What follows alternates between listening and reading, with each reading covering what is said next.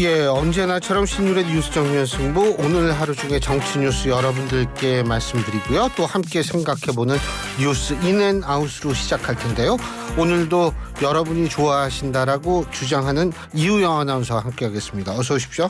안녕하세요, 이우영입니다. 예, 요새 굉장히 바쁘죠. 네? 친구들 결혼식에 가서 피로연도 뒤풀이도 가야 되고 엄청 바쁘잖아요. 네? 갑자기요. 네. 아, 그렇잖아요. 뭐 이제 친구들이 결혼을 하고 해가지고 네. 네, 그렇습니다. 네. 아니 뭐 나보고도 뒤풀이 자꾸 같이 가자 그래서 내가 가면 단속 나온 줄 안다고. 네, 그렇습니다. 그래요. 이제 봄이 됐잖아요. 네. 그래서 봄에 뭐 해요?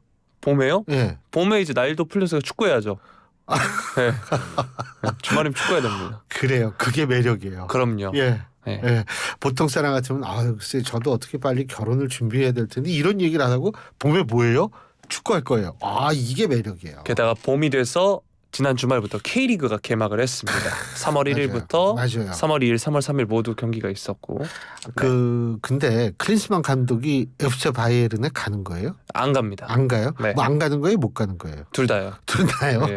못 안 가군요. 네, 못 가는 거에 퍼센티지가 한 80%가 돼요. 네. 그렇군요. 네. 우리나라에서 그 전략적으로 뛰어난 그런 거를 보여줘서 그런가 왜 못 가는지 모르겠네요. 내가 어제 전화할 때 물어볼 거였어요. 내 독일 친구 뮌헨 교수한 게 뮌헨이니까. 네. 네. 근데 그 친구가 그러더라고요. 요새 독일에서 우리나라에 대한 인지도나 인상이 동아시아권에서 제일 높아요. 다시 말해서 중국이나 일본보다도 우리나라에 대한 인상이 훨씬 좋다는 얘기예요. 제가 처음 갔을 때만 그때만 해도 옛날이지만 까마득한 옛날이지만 한국에서 일단 어디서 왔냐? 중국에서 왔냐? 일본에서 왔냐? 이렇게 물어봐요. 그래서 한국에서 왔다. 그럼 그 다음에 뭐라고 물어보는지 아세요? 남한에서 왔냐? 북한에서 그렇죠. 왔냐? 네. 물어봤어요. 네. 그래서 남한에서 왔다. 그러면 그러냐? 그 다음에 나오는 말이 뭐냐면 차범근 선수.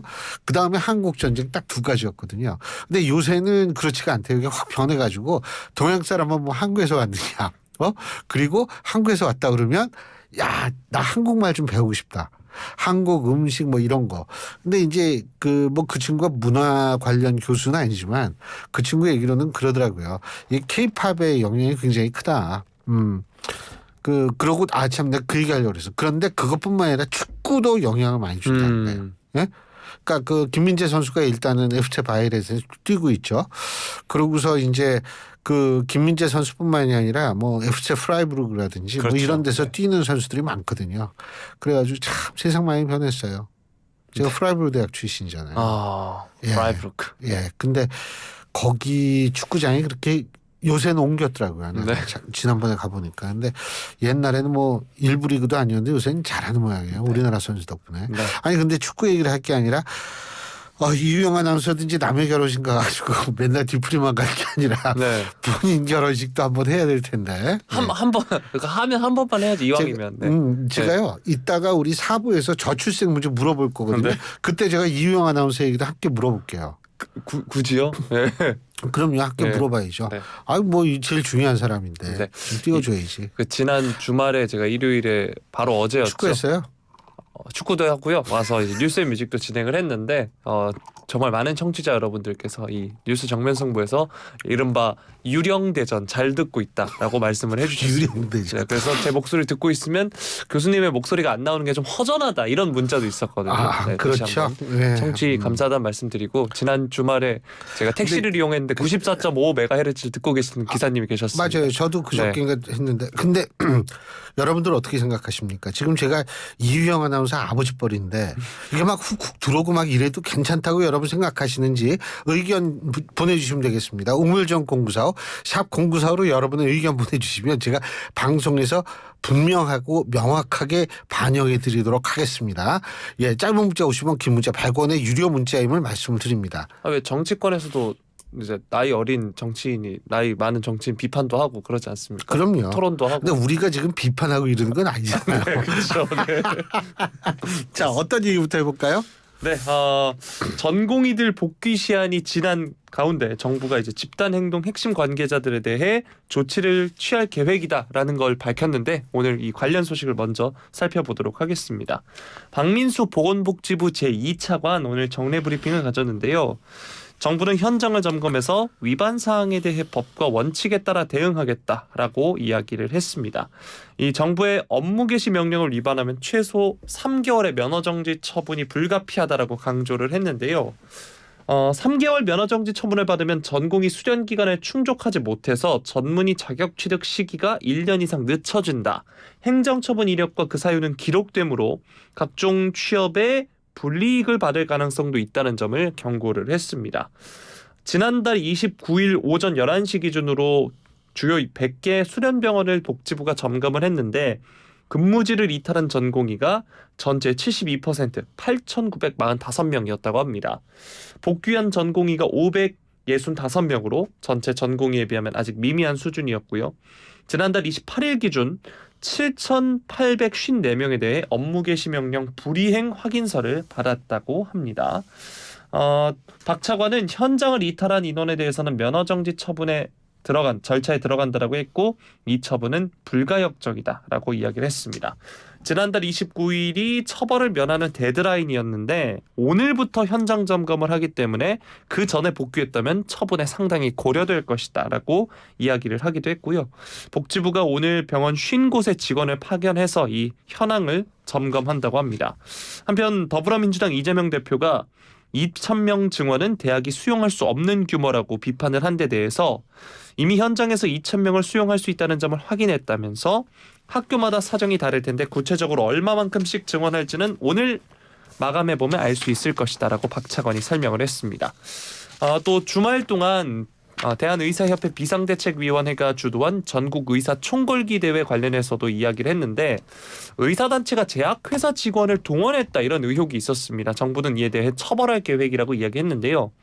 만약 제약회사 직원 동원이 사실이라면 이는 의약품 거래를 빌미로 부당한 행위를 강요하는 것이다. 철저히 규명해서 위반 사항이 확인되면 법에 따라 합당한 책임을 묻겠다라고 이야기를 했습니다. 정부는 또 응급 환자가 적절한 의료기관으로 신속하게 이송돼서 제때 치료받을 수 있도록 오늘부터 서울과 대전, 대구, 광주 4개 권역에 긴급 대응 응급 의료 상황실을 운영한다라고 이야기를 했습니다. 자, 전공의들의 복귀 시한이 지났고요. 정부는 면허정지 절차에 돌입을 했습니다. 지난 주말에 앞서서 제가 말씀드렸다시피 총궐기 대회 집회도 있었는데 양측의 갈등 언제쯤 해소될 거라고 보시나요? 글쎄요. 일단은 저는 뭐라고 생각하냐면 뭐 누가 옳다 그르다를 떠나가지고 이런 파업 같은 거 하는 데 있어서 제일 중요한 게 여론의 향방입니다. 어떤 집단이든 우리 사회에 존재하는 집단이라면 여론에 거역하는 행동을 하면 이게 참 그 행동을 유지하고 지속하기는 굉장히 힘든 거라는 거죠. 그래서 저는 지금 여론의 향방이 어떤지 이 전공의들이나 아니면 의사단체들이 한 번쯤 생각해 봤으면 하는 그런 바람을 갖습니다. 물론 본인들도 뭐 여러 가지 얘기를 합니다만 그러한 주장이 실제로 여론한테 공감을 자아내고 있는지도 한번 평가를 해볼 필요가 있을 거라는 생각이 듭니다. 그리고 지금 벌써 3주째 이렇게 하고 있는데 문제가 더 커질 경우에 과연 이 불똥이 어디로 튈 것인가 이런 걱정도 좀 사실 되고요. 저는 만일 말이에요. 여론이 의사들 쪽에 편에 서지 않는다면 이게 단순하게 지금 어떤 그 행정처분을 받고 사법처분을 받는다 이런 걸 떠나가지고 그 의사들이 그 의료 현장에서 진료를 할 때 가장 중요한 거는 환자들의 신뢰를 받는 거거든요.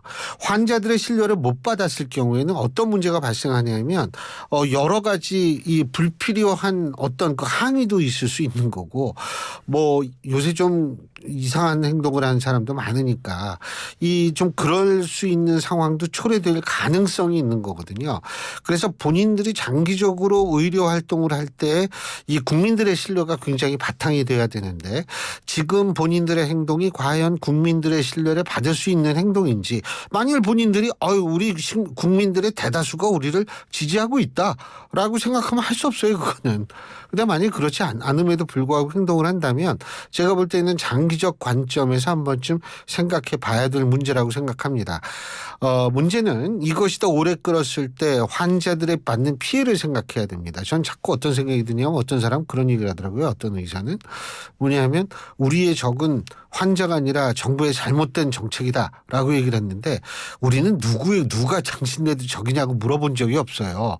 단지 우리가 관심 있는 건 우리 자신이 피해를 볼 가능성이 높아진다는 부분이 중요하거든요. 왜 이 부분에 대해서 적과 동지라는 이분법적으로 접근을 해야 되는지 저는 그 부분을 좀 묻고 싶습니다. 네. 자, 다음 소식 살펴보겠습니다. 민주당의 이번 4월 총선 공천에서 컷오프된 임종석 전 대통령 비서실장 오늘 새벽 자신의 SNS에 당의 결정을 수용한다 이렇게 적었습니다. 컷오프 결정에도 당에 남겠다 이런 뜻으로 읽히고 있는데요. 임 전 실장 측 관계자가 오늘 탈당은 한 번도 생각해 본 적 없다면서 이번 총선에서는 일선에서 한 발 물러서는 것이다 라고 전하기도 했습니다. 임 전 실장이 지난달 28일에 기자회견을 통해서 자신을 컷오프하고 전현희 전 국민권익위원장을 전략 공천한 결정을 재고해달라 당에 촉구도 한 바 있는데 당 지도부는 심야 최고위원회의를 열었음에도 이 관련해서 논의를 하지 않았고요. 임 전 실장이 이튿날 페이스북에 이재명 대표 속내는 충분히 알아들었다 이렇게 적었습니다. 또 같은 날 오전에 새로운 미래 이낙연 공동대표와 서울 모처에서 만나서 향후 거취 등을 논의한 것으로도 전해졌는데 더불어민주당 이재명 대표가 오늘 공천 배제된 이 임종석 전 실장이 탈당하지 않기로 한 결정에 대해서 당 결정을 존중하고 수용해준 데 대해서 매우 고맙게 생각한다 이렇게 말을 했습니다. 어려운 결단이었을 것이다 이렇게 이야기하면서 말을 한 건데요. 당의 전략적 판단에 따라 본인이 원하는 공천을 해드리지 못했고 이 점에 대해선 임 전 실장 입장에서 매우 안타까웠을 것이다 라고 이야기를 했습니다. 임 전 실장 역할론에 대해선 아직 구체적으로 생각해 본 적이 없다라고 답을 했고요. 또 민주당에서 불가피한 진통으로 많은 분이 경선에 참여하지 못하거나 후보가 되지 못했다면서 함께하지 못한 점 안타깝게 생각하고 그 아픔을 최대한 신속하게 정말 총력을 다해서 치유해 나가겠다라고 말을 했습니다. 자, 그런 가운데 이 서울 중성동갑에 전략 공천된 전현희 전 국민위원장이 오늘 CBS 라디오에 출연을 했는데요. 이 임 전 실장에 대해서 일단 감사드리고 이 결정에 환영한다라고 이야기를 했습니다. 정말 고뇌에 찬 결단해 주셨을 거다 생각을 한다라고 했고요. 게다가 수락을 해주신다면 선대위원장으로 모시고 함께 힘을 모아서 원팀이 돼서 승리하겠다라고 이야기하기도 했습니다. 자, 주말까지만 해도 임 전 실장이 이낙연 새로운미래 대표와 회동 등으로 탈당하는 것 아니냐 이런 관측도 나왔었는데요. 결국 잔류를 택했습니다. 선택의 배경은 뭐라고 보시나요? 글쎄 뭐 본인이 어떻게 생각하는지는 우리가 알 수가 없죠. 근데 이제 이게 좀 상당히 급박하게 바뀐 것 같다는 느낌을 자꾸 받는 게 새로운 미래 이낙연 대표 측은 먼저 임종석 실장이 전화했다는 식으로 얘기를 했고요. 그런데 이석현 전 국회 부의장께서는 근데 전화를 했는데 전화를 안 받더라. 그러니까 이게 왜 바뀌었는지는 우리는 알 수가 없어요. 단지 제가 볼 때는 이 다른 친문들보다는 조금 더 이 강도 높게 임종석 전 실장의 탈당을 막으려고 노력한 것은 아닌가 이런 생각이 듭니다. 근데 그러면 여기서 의문이 생기는 거예요. 왜 다른 친문들은 그렇게 그 많은 노력을 기울이지 않았나? 이런 궁금한 점이 생기는 거죠. 근데 이제 전 개인적으로 소설을 한번 쓰자면 사실 제가 일전에도 우리 청취자 여러분들께 말씀을 드린 적이 있는데 임종석 전 실장이 과연 친문의 핵심이냐? 라고 얘기를 했을 때는 저는 그게 사실 아니라고 생각을 한 거죠. 물론 뭐 대통령 비서실장 된 다음에 친문의 핵심으로 됐을 수는 있지만 최소한도 비서실장이 됐을 당시의 기준으로만 본다면 친문은 아니었거든요. 그런데 그렇다면은 사실 이재명 대표의 입장에서 볼 때에는 친문의 핵심은 아니면서도 핵심이라고 불리우는 사람을 당내에 붙잡아 두면 여러 가지로 좀 유익한 상황이 벌어질 수 있다라고 생각할 수 있는 거죠. 왜? 진짜 친문의 핵심을 붙잡아 놓으면 이게 언제 또 세력화가 될 수 있을지도 모르고 이런 상황이 벌어질 수 있거든요. 근데 친문인지 아닌지 좀 헷갈리는데 어쨌든 세간에서 핵심이라고 불리우는 사람이 있다면 그 사람을 딱 그 당에다 붙잡아 놓으면 봐라 우리는 명문 정당이다. 이 얘기도 성립이 될 수 있는 거고 또 이제 같이 막 돌아다니면서 선대위원장을 하든 근데 솔직한 얘기로 저는 비대위원장이 될 수도 있다라는 생각은 얼핏 하는데 그게 뭐냐면 이재명 대표가 공천이 다 끝난 다음에 뒤로 물러날 가능성도 전 배제할 수는 없다고 보거든요. 그렇기 때문에 이제 왜냐면 뭐 본인도 선거에 전념해야 된다 뭐 이런 논리를 해가지고 일단 뒤로 빠질 가능성도 있다라고는 보는데 그렇게 된다면 뭐 또 다른 대안으로 등장할 수도 있는 거고 그러고 일단은 이 말이 좋잖아요. 친문의 핵심이라고 하는데 비대위원장하고 그렇기 때문에 이제 여러 가지 가능성은 있다라고 봐요. 여러 가지 가능성이 있다고 보는데 그거는 두고 봐야 되는 거고 거듭 말씀드리지만 이거는 저의 개인적 소설의 능력에 의해서 말씀을 드리는 거기 때문에 이것이 꼭 맞아떨어질 것이다 이런 얘기는 절대로 아니라는 거 우리 청취자 여러분들이 잘 가려서 이해하시기 바라겠고요. 그래서 저는 좀 그런 측면이 있지 않을까라는 생각은 합니다. 근데 저도 사실 놀랬고요. 근데 이제 새로운 미래 입장에서 볼 때는 사실은 진짜 급한 게 누구냐? 의원 배치된 사람들이에요. 왜 그러냐면 그래야지 이게 소위 말해서 높은 번호를 받을 수가 있잖아요. 의원 숫자에 의해서. 그게 제일 중요하다고 봅니다. 근데 임종석 전 실장은 일단 의원도 아니고 의원 경험이 2번밖에 없어요. 재선 의원이거든요. 그렇기 때문에 그런 차원에서는 사실은 좀 뭐 어떻게든 얘기가 됐다. 그렇게 해서 됐다라는 식으로 얘기했는데 이분이 갑자기 잔류를 선언하니까 좀 당황됐겠지만 제가 볼 때 새로운 미래에 그렇게 큰 타격이 있을 거라고 생각하진 않아요. 오히려 우리가 새로운 미래를 중심으로 그리고 소위 말하는 민주연대를 중심으로 이낙연 대표가 우리 방송에서 나서 그랬거든요. 미래연합 쪽에 우리가 분명히 합친다. 그 얘기를 했기 때문에 미래연합이 빨리 구성이 되고 그렇게 해서 합치는 민주연합이요 참. 이게 미래가 하도 입에 붙어가지고 그럴 땐 좀 교정을 해주세요. 못 들었죠? 딴 듣고 생각했죠 있었습니다. 지금. 듣고 있었어요. 딴 생각했어. 아니 내가 뭔가 볼 때. 이상하다 싶었는데. 네. 제가 감히 어떻게 지적을 하겠습니까? 금방 배워요. 네, 그럼요. 이 민주연대랑 어떻게든 합해지면 거기에서 저는 사실 홍영표 의원이라든지 서른 의원이라든지 이런 정말 아주 그 굵직한 중진 의원들 이런 분들이 오는 상징성이 훨씬 더 크다라고 생각할 수 있어요. 그렇기 때문에 이건 좀 두고 봐야겠죠. 하지만 분명한 거는 이런 정말 아주 그 중요한 거물들은 조국 혁신당으로는 갈 확률이 적다라고 생각합니다. 예. 그렇기 때문에 새로운 미래는 그런 이 정책 거물들을 어떻게 하면 같이 하느냐 여기에 지금은 힘을 다할 때라는 생각은 들어요. 예. 네. 자, 다음 소식 살펴볼 텐데요. 국민의힘이 더불어민주당 출신 현역 중진 의원을 잇따라 영입하고 호남 전 지역구에 이번 4월 총선 후보를 내기로 하는 등 이념과 지역면에서 외연 확장을 시도하고 있다 이런 보도가 나오고 있습니다. 특히 민주당을 탈당한 4선의 국회 부의장인 김영주 의원이 오늘 국민의힘에 공식 입당을 했는데요. 지난달 8일 5선의 이상민 의원에 이어서 국민의힘으로 당적으로 옮긴 두 번째 사례입니다. 자, 두 사람 모두 그간 극단적 진영 논리에 함몰되지 않고 비교적 합리적 행보를 해왔다는 평가가 국민의힘 내부에서도 나오고 또 이상민 의원의 경우엔 장애인, 김 의원의 경우엔 노동계 출신이라는 점에서 당의 외연 확장 의지도 함께 드러나는 영입이다. 이런 해석도 나오고 있습니다.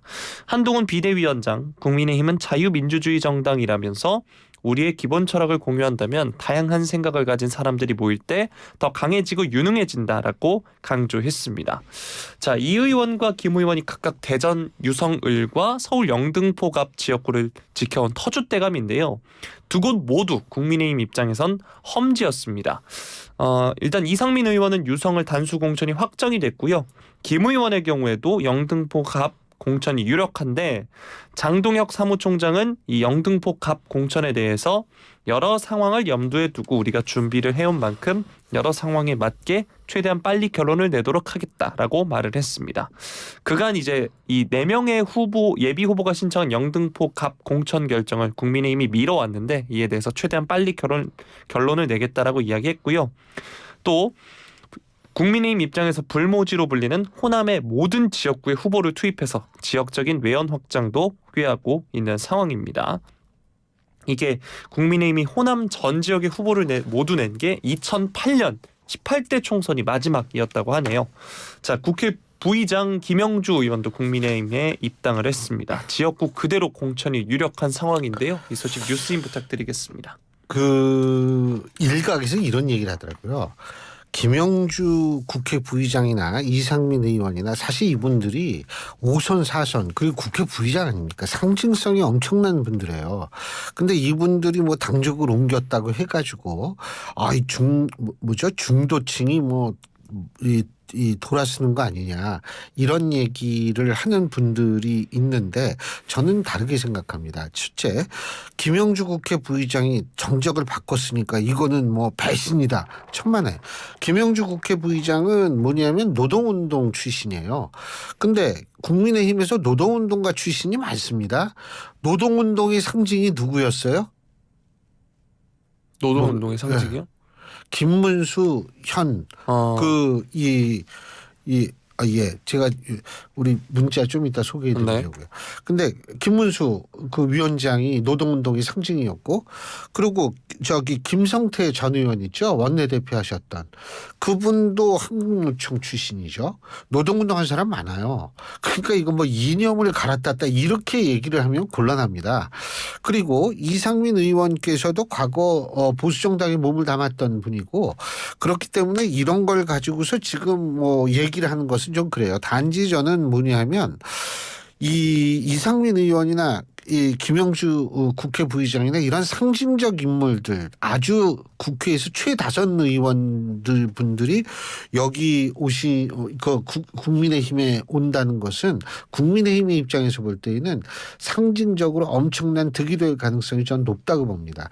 오히려 당황되는 거는 민주당이 좀 당황이 돼야 되는 것 아닌가 이런 생각이 들기 때문에 제가 볼 때에는 좀 그래요. 근데 글쎄요, 뭐 어떻게 뭐 선거라는 거는 해봐야 알지만 과거 조경태 의원께서도 5선 의원이지만 국민의힘으로 당적을 바꿔서 재선 2번 당선이 더 된 분이거든요. 그러니까 민주당으로 3번, 국민의힘에서 이름으로 2번. 물론 국민의힘 전신이죠. 새누리당 이름이죠. 2번 당선된 분이기 때문에 제가 볼 때는 그런 경우 하지만은 지금 조경태 의원이 사실 국민의힘에서 하는 역할이 좀 굉장히 중요한 역할을 하고 있다라는 거거든요. 뭐냐면 균형 잡아주는 역할.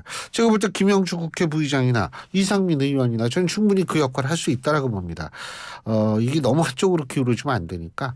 그래서 제가 볼 때는 뭐 어쨌든 총선 한번 봐야 되는데 꼭 그렇게 중도층이 어떻게 생각하느냐 이렇게 생각할 필요는 없을 것 같아요. 네. 자, 마지막 소식 살펴볼 텐데요. 국민의힘 한동훈 비대위원장 오늘 이재명 대표를 향해서 자신과 양자 TV 토론에 응하라 거듭 압박을 했습니다. 거대 정당 사이에는 어떤 차이가 있고 이슈에 대해 어떤 입장인지 당대표들을 불러 TV 토론을 생방송으로 장기간 하는 것이 언론이나 국민이 많이 바라는 일이라고 생각한다라고 밝혔고요. KBS뿐만 아니라 SBS, 채널A, TV조선, MBC 등 대부분 언론사에서 요청을 받고 수락했다라고 하면서 이 대표가 토론 잘하는 분으로 알려져 있고 민주당도 자평해 왔지 않나 피할 이유가 없다라고 이야기를 했습니다. 게다가 MBC조차 요청하고 있지 않나라고 반문하기도 했는데요. 이 대표는 이 한동훈 위원장의 제안에 대해서 대통령이 취임하고 제가 야당 대표로 취임한 이후에 국정을 놓고 대통령과 단 한 차례도 만나지 못했다. 지금 이 난국을 해결하고 경제 파탄, 민생 파탄 문제를 조금이라도 완화하기 위해서는 저는 대통령과 야당 대표의 대화가 먼저라고 생각한다라고 이야기를 하면서 사실상 거절했습니다. 자, 한 위원장이 이재명 대표를 향해서 압박을 하고 있는 상황인데 사실 이전에 이재명 대표가 윤 대통령에게 영수회담, 토론을 압박하던 상황에서 정반대 상황이 됐습니다. 이런 상황 어떻게 보시나요? 제가 볼 때는 이게 제안한 쪽, 그러니까 한동훈 위원장이 이거잖아요. 시간 맞추겠다. 하루 전에만 얘기해달라. 이거 아닙니까? 그런데 이재명 대표가 예를 들면은 뭐 대통령과의 만남이 우선이다 이런 식으로 계속 나올 경우에는 사실 이미지상으로 저는 그다지 좋은 상황은 아니라고 봐요. 그런 걸 또 노려서 한동훈 위원장은 계속 얘기를 할 가능성이 있죠. 그리고 뭐 하여간 한동훈 위원장이 이게 진짜 촌철살인 이게 대단한 사람이거든요. 그래서 하면은 재밌을 것 같아요. 저도. 예? 한번 재밌게 봤으면 좋겠는데 제가 볼 때 이거 성사될 가능성 크지 않습니다. 선거 앞두고 나서 괜한 모험을 할 가능성은 없거든요. 그렇기 때문에 뭐 좀 그렇고 자, 저 청취자분들의 그 의견을 좀 제가 말씀을 드리겠습니다. 3486번님. 3486번님은 조금만 내려주시겠어요? 3486번님은 나이로 아버지와 아들 뻘은 이제 잊혀져 가고 있습니다. 그러기에 나이를 떠나서 이런 말도 옛날 얘기입니다. 두 분은 호흡이 잘 맞는 동료이자 베스트 커플입니다. 라고 얘기를 하면 교수님께 실례인가요? 천만에 칭찬이시죠. 아니 지금 제 나이를 몇 살이나 낮춰주시는 건데 우리 내일부터 커플티 입고 올까요? 그 색깔 또 조심해야겠네요. 네. 그리고 0925번님 의사들이 먹고 살만 하니까 거리로 나와 실력 행사하는 건 국민에게 배신 행위입니다. 정부가 단호하게 수술해야 합니다. 잘못되고 불합리한 것 개선과 시정해야 합니다. 이런 의견 주셨고요. 9484번님 3일 동안 지루했어요. 교수님, 의원님 반갑. 예, 고맙습니다. 아유, 저도 아주 지루했어요. 허전하셨겠네요. 800 하나님. 사위 삼세요. 네. 한마디로 그냥 찔러주시는군요. 예. 저희가 고맙습니다. 없으셔서 허전하셨죠? 명불 허전 방송 계속해서 보여드리도록 지금 하겠습니다. 반응 보셨죠? 네. 딴소리 하는 거. 예. 자, 그러면 오늘 여기서 이우영 아나운서 보내드리겠습니다. 오늘 수고하셨습니다. 고맙습니다. 예. 지금까지 이우영 아나운서였습니다.